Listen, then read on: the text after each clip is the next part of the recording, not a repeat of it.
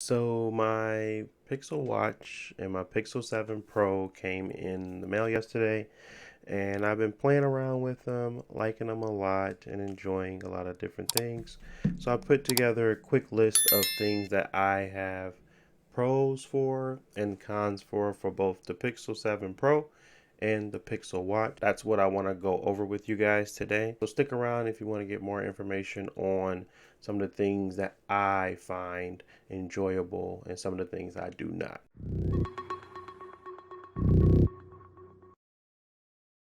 So I've had the Pixel 7 Pro for 2 days. I've had the Pixel 6 Pro for almost a year, and there are very minor differences, but the differences that are there are huge. So there's like minor ones and then there's huge ones. So some of the pros that I have for this particular device is the front facing camera is now 60 frames per second. So it's just a lot more smoother, a much better presentation when you're actually recording, especially like I said at 4K 60, it looks really nice. And then they also was able to fix that audio bug that was happening where you would try to record with 4K and it just would sound all tingy.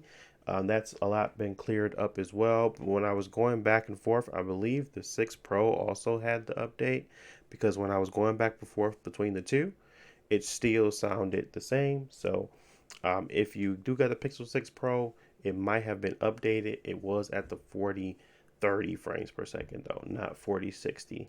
The 40-60 is only for the new Pixel 7 Pro. Unfortunately, the super red zoom was really nice. The telephoto lens on the Pixel 6 Pro was really good too. And when they do a lot of that movie magic that they do pixel wise, it helps out the picture a lot as well. So yes, the super res on the Pixel 7 was doing a lot better of a job and was faster, but the Pixel 6 Pro still held its own in some degree. So it wasn't as like a total blowout in that regard, but the super red zoom is something to note as well. And then there was, the processor, like night sight, where you can actually take pictures at night. That sped up a lot, so you can really, get those pictures and make sure you're actually capturing the subject. So that shutter speed or that speed that it goes to get to the processing and everything that it needs, it's a lot quicker, so you can more than likely get those shots you were looking for anyway. You can also like the machine learning capabilities, the recorder, all of the voice conversations, direct my call, all that stuff is fun and nice, and it actually works a lot better in different ways. Like the recorder is not having hasn't come yet, but it's supposed to be able to, be able to distinguish who's talking and also give you labels for that too. So that's a feature that I'm looking forward to testing because I actually used my recorder before. I do want to test it, but it hasn't come yet. The labeling part, anyway, that hasn't come. But obviously, you know that these things are getting better and better with time because it's nothing but AI and machine learning. So you get what you get with that. Um, Face unlock. So the new face front camera, that's a nice pro for me as well. I enjoy not having to stick my finger on the screen. Sometimes it's just not the best move at the time. I don't know if I'm helping out with the kids, got something on my hands. Nice to be able to unlock my phone with my face, but at the same time, it is not as reliable as most face unlocks. It does not be able. It's not able to see you in the dark or things like that. It's really a bare bones, but also okay. So if you have the right conditions, it's going to work great. If you don't have the right conditions, it's not, but you can always either put in your fingerprint or type in your password. So it's just another option for you to be able to get into your phone quicker using those biometrics if you want to scan your face, of course. Next thing up was the battery life increase. So it's not that big of a change, but it does feel like this phone is just a little bit more efficient and it has the ability to keep battery more. So it's just a better battery in regards to, and I don't think it's a better battery because literally they're both the same size.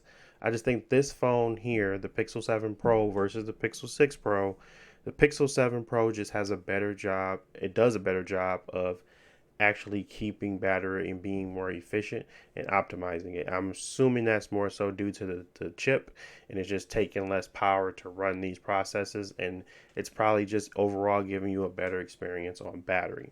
I have noticed a difference. I am getting about 12% more at the end of the day than I used to. Some of the cons I have seen is the camera app. The camera app, I had to re-download it. It crashed like immediately once I got the phone, and when I restarted it, it still wouldn't work. Basically, I had to look it up online, and there is a current problem where if you are using the camera app, when you first initialize the phone, I'm not sure if when you're transferring data, but whatever the case may be, it is downloading the wrong camera app. And once it does that and it caches it, it basically breaks it. So you have to re-download the correct app in order for your camera to work again. So the biggest thing that's a big change was broken immediately, but it was a quick fix. So that is one of the cons. And then there's minor bugs like the screen won't react when I'm doing something, um, but it's not to the scale of where the Pixel 6 Pro got like 2 months after launch. Hopefully, this one doesn't do the same. I'm assuming it was a lot to do with the chip, but it could have also just been software stuff. So hopefully, it's all worked out. Right now, I'm having a great time with it. It's blowing through a lot of stuff. It feels a lot smoother, even though this one was just as good. Like, you really have to be a tech head to really notice the difference. The 6 Pro is really it's just a compliment to what they can do. And I think that you'll be just fine with the Pixel 6 Pro, but if you have the option to get the Pixel 7, I would go with the Pixel 7. The 7 Pro is still a hard sell for me, and I'm going to talk a little bit more about that at the end of it. But let's go right into the cons and pros for the Pixel Watch. So, the Pixel Watch for me is it's still a great device. So let me talk to you about some of the pros. The fast charging on it, like literally 15 to 30 minutes. I'm not sure if that's average, but it sounds like it may be pretty close. That's the time frame it takes to really get from 0 to 100 on most devices. But it just feels really nice that you could put it down for 15 minutes and get back to it, and you have enough charge to get you through your sleep routine, whether or not you're just topping it off. It does not have any reverse charging with the Pixel or any Qi charging. It really only can be done by the charger that comes with the Pixel Watch. So if you lose that, you got to buy another one because it cannot be charged with any other wireless charger, any Qi chargers. Just want to be aware of that. When you sleep, and I thought at first for Fitbit Premium you had to pay to get sleep stages, like sleep scheduling and how you sleep, your REM schedule, all that stuff. You don't have to pay for the data, you do have to pay for the analysis. So if you wanted that data to be interpreted, you would need to pay. But if you don't, and you really just want to see what you kind of are getting in your sleep schedule and the amount of hours you're sleeping, that still tracks it. So that's a bonus to me because most common, devices now, smartwatches do that. So as long as it's doing that, that's great. One of the other things is that it's just like the screen. The screen here is perfect. The OLED screen is really just flat out crazy. Like, it's crazy. I really enjoy the screen. If you're looking at this screen compared to any older like smartwatches, like just look at the difference there. You can see the whiting. This is like a really, it's like the Apple, it's like the Apple version of, and this is an old iPhone, but yeah, this is the equivalent here.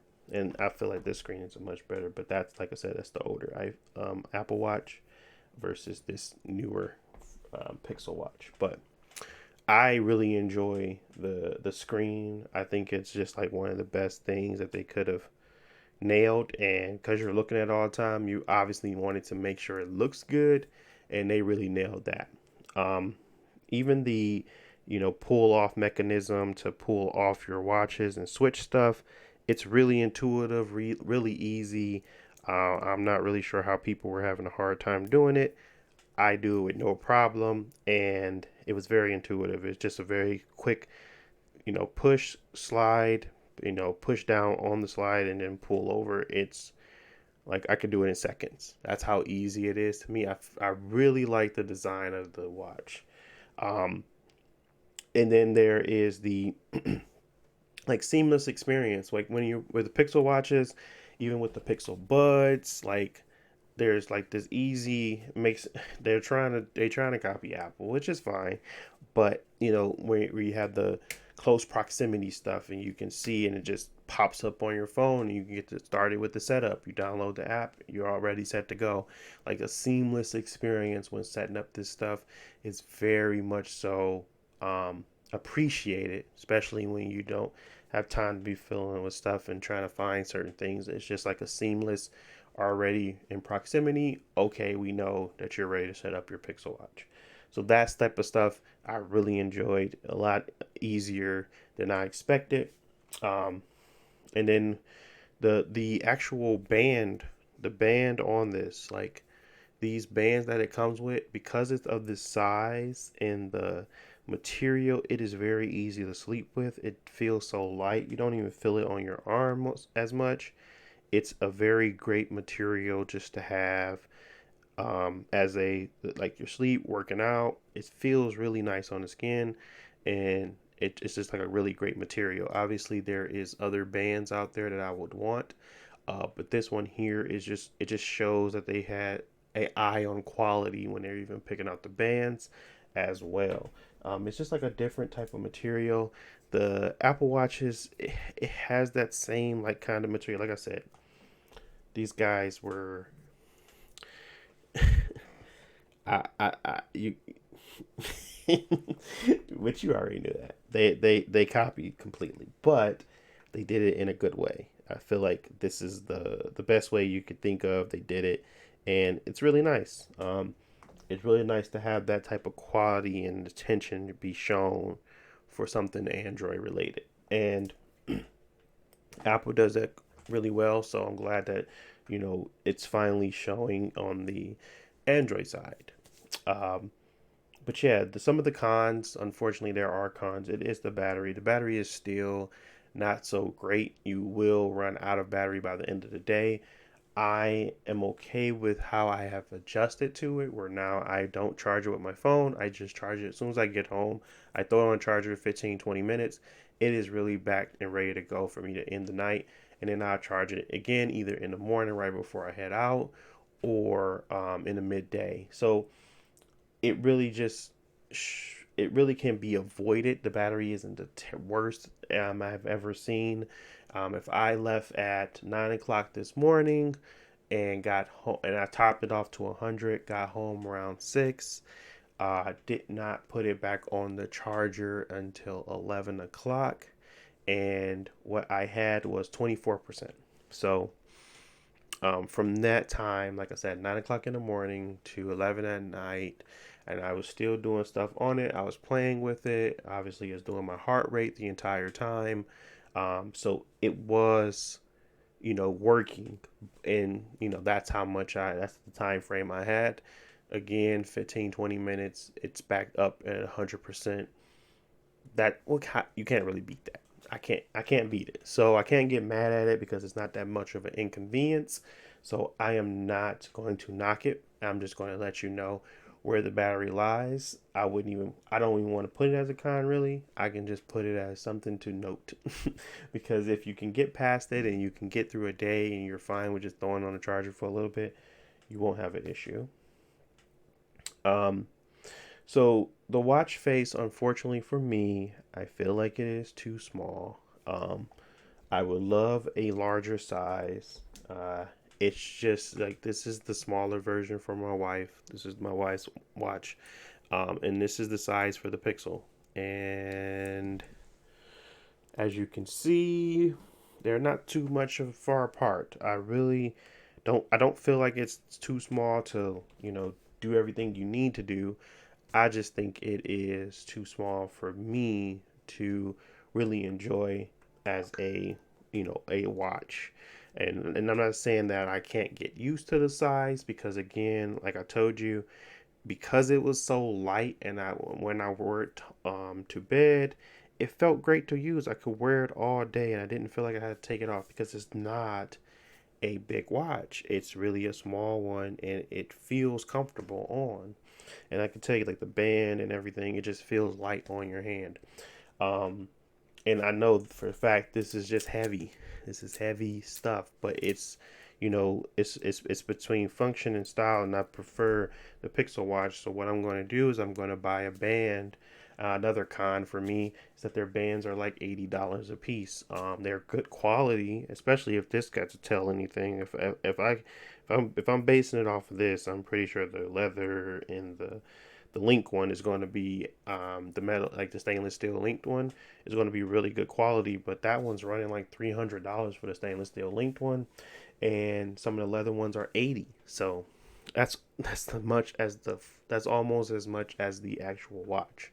So yeah, those are some of the things that I kind of were seeing the first day out. I probably put something together where I show more footage of it, but I kind of wanted to have a conversation because I ain't that fancy at editing, and honestly, I think the information is more important than you seeing the watch. You already saw it probably multiple times already. You don't need to see me throwing it in your face with shiny, slides. So, but yeah, overall, I am happy with both. The Pixel 6 Pro and the Pixel 7 Pro, unfortunately, these are still in that space where they're hard to recommend because of how expensive it is and the lack of the features that it provides you over the Pixel 7. So if you were actually in the market and you wanted to do the smart thing, I would get a Pixel 7 with the watch and not get the Pro, because the telephoto lens isn't like groundbreaking. It's nice, but most of the time you're going to be taking standard pictures. I think the macro portion of it is probably the biggest selling point, where you can really get close to a subject and take some really beautiful photos. But if you're not really into that and you're not interested in that, I think the Pixel 7 would probably do you justice. But yeah, that's pretty much it for me. If you enjoyed the content, please don't forget to like and subscribe. I want to thank you guys for watching, and I will talk to you guys in the next video. Peace.